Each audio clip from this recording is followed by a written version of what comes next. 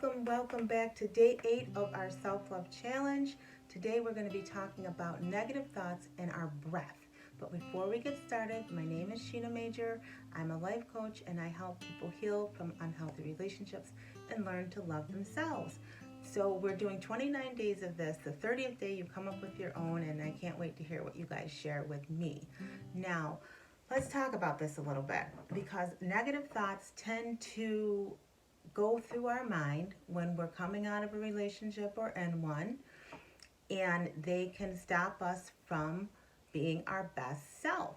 Now, why do we have these negative thoughts? Most likely because there's things from your childhood that have gone on that have made you believe a certain way about yourself based on programming that you've had. So we've got to learn how to undo all that stuff, right?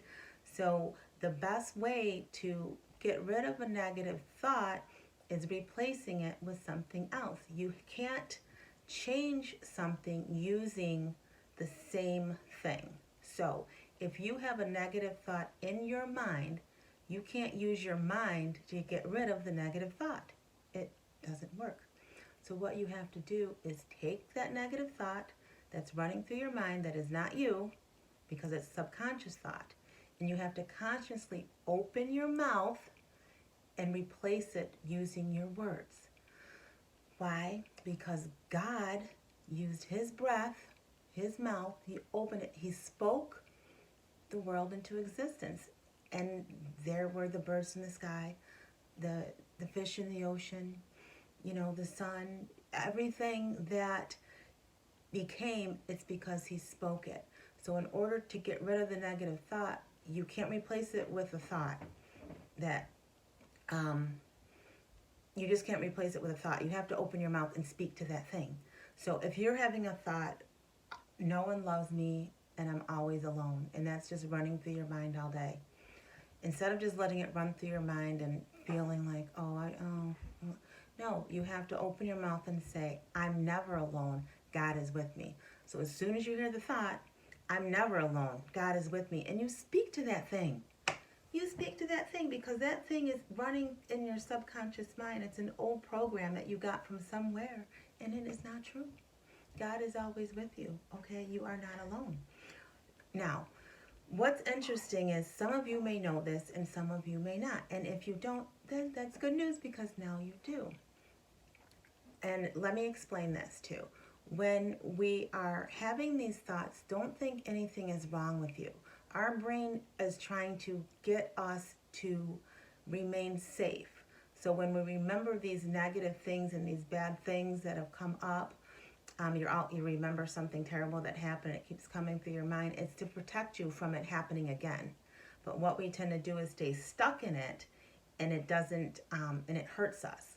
We've got to learn to be able to have the negative thought, speak, okay, saying that 3 times. The Bible always says things thrice, right? You have to speak to that thing. And when you do that, then you're able to move away from the old nature into the new nature, into your true self. Your brain is trying to keep you safe. Think of our ancestors. They were always on high alert and having to go out and hunt for food, so they had to protect themselves from wild animals and stuff like that. So our brain's designed to keep us safe. It keeps us remembering things so we don't repeat them. What I'm trying to get you to understand is if you use that negative thing that's in your mind to remind you why you don't want that anymore. So if you're in a relationship or coming out of one and it's hurtful and it's painful and you're feeling bad about yourself, but you have this pull to want to go back to the person, it happens. I know. You have to remind yourself of the pain you were in. Don't let it keep you stuck, but let it propel you towards moving away from the situation safely, may I add. Always make sure, caveat, always make sure if you're trying to exit a relationship, you have a safety plan in place. Okay, now, I hope all this is making sense.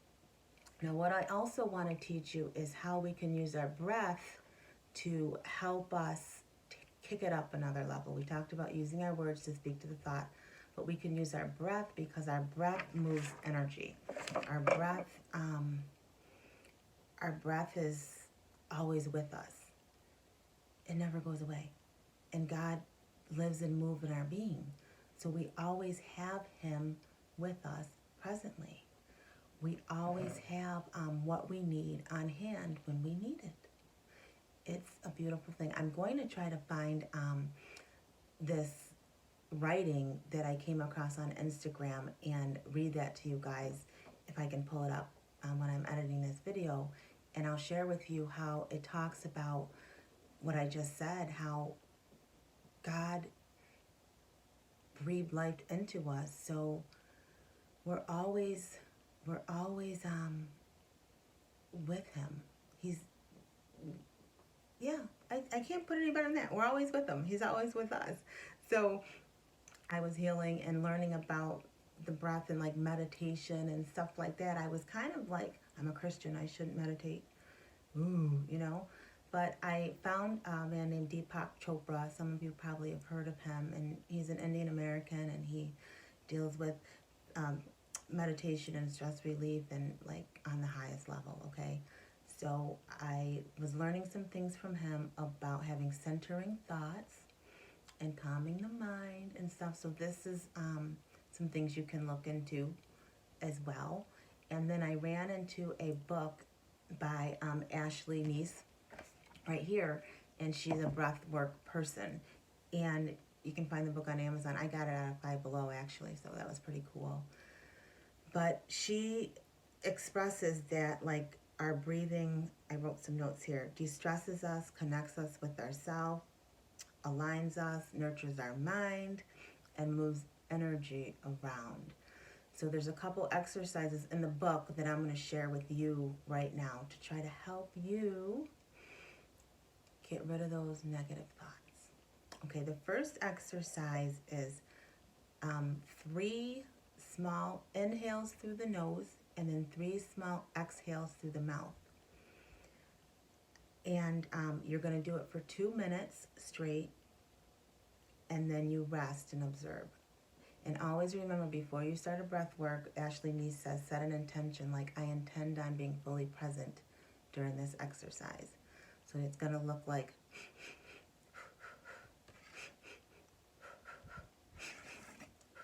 and you do that for 1 minute. You might get lightheaded after. Observe how you feel, but it's important to try to do the exhales through your mouth because that's where most of the energy gets released. Remember, when we breathe in, we're taking in good oxygen. When we breathe out, it's that carbon dioxide, all the bad stuff is going out, okay? So that's a little tip that I learned too.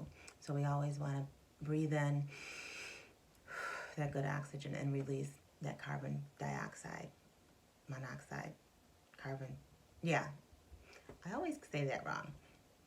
All right, so that's the first breathing exercise in the book. The second one is when you're laying down.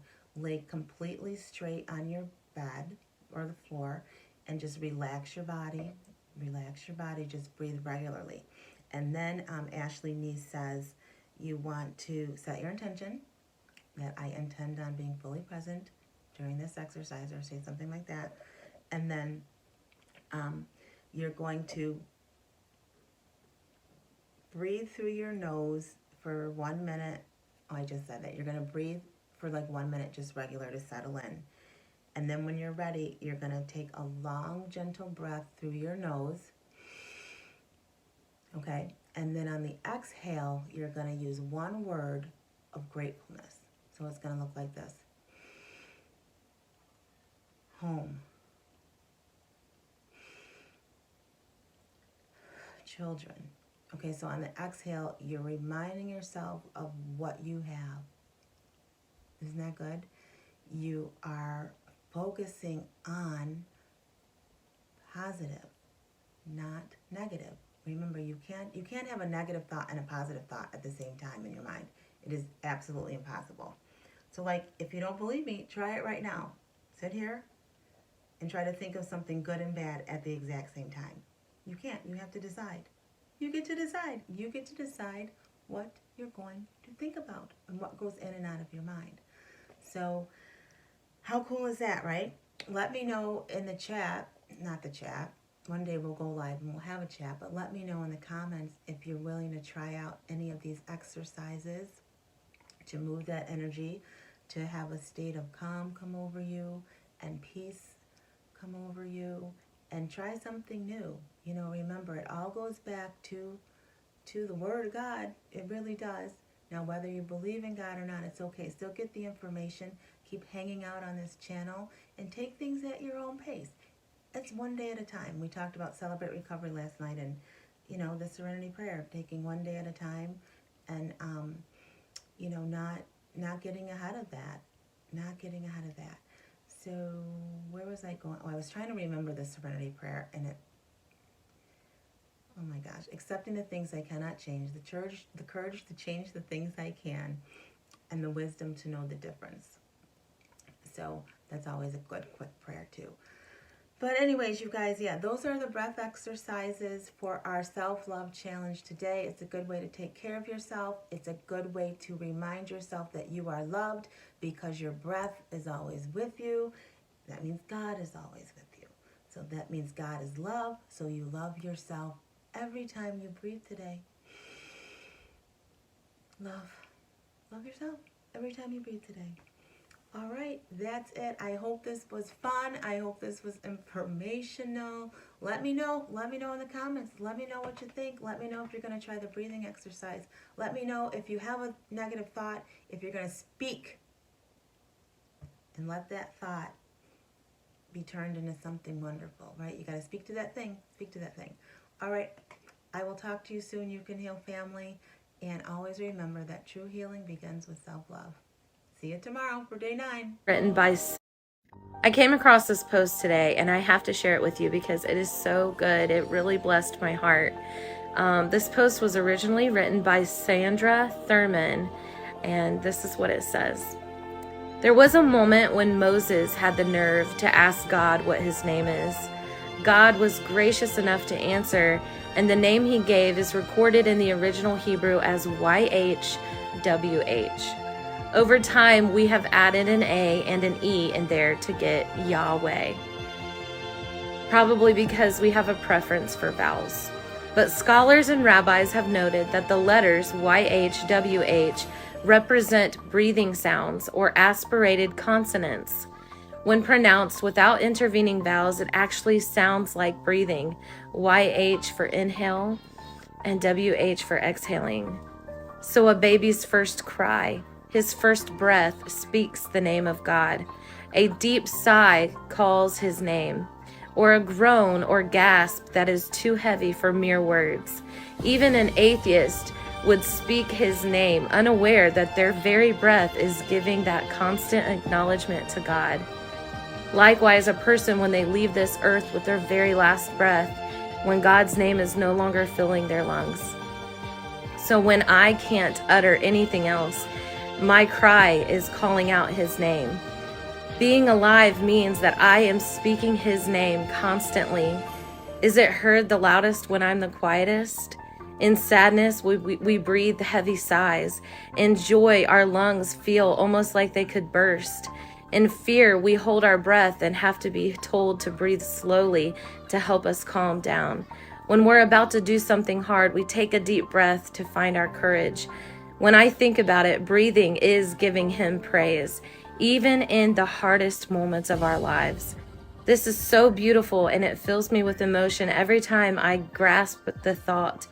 God chose to give himself a name that we can't even help but speak every moment that we're alive. All of us, always, everywhere, waking, sleeping, breathing, with the name of God always on our lips. How beautiful is that? His breath fills our lungs. His name is in our lungs. Let everything that has breath praise the Lord.